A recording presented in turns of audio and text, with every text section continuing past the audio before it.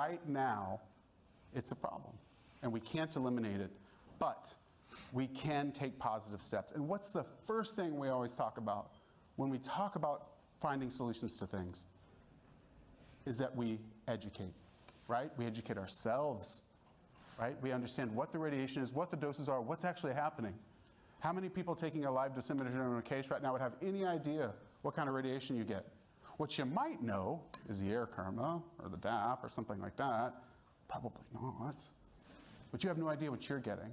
And if you do know, you might know what you're getting over lead. You know what you're getting under lead. That's what your body cares about. So educate yourself on what's going on in your lab. What kind of settings do I have? What kind of machine do I have? What does that mean for me? What does that mean for my staff? Educate yourself on what's actually going on, because there are real consequences, as you guys have seen. The next is we have to talk about it.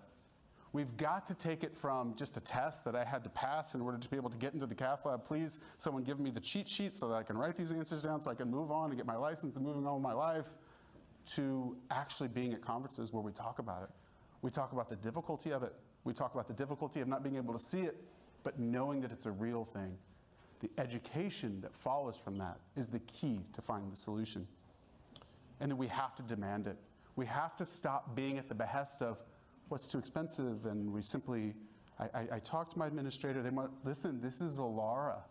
This is what we demand. This is what if we're gonna put ourselves out there for others, we have to have the same kind of standards for ourselves. You simply cannot take care of people if you're being injured over time. There's no reason society or the system should put in 10, 15 years in training a physician who then 10 to 15 years down the road is then crippled by the very thing that the system asks them to do. That is simply irrehensible. Is that the right word? Anyway, it's not a good thing. I've been working on some cool English stuff. Anyway, so it's, what am I, a nubbin? Noggin? I forget what I learned yesterday. Anyway, it's not okay, right? We have to stand for that. We have to stand for that together.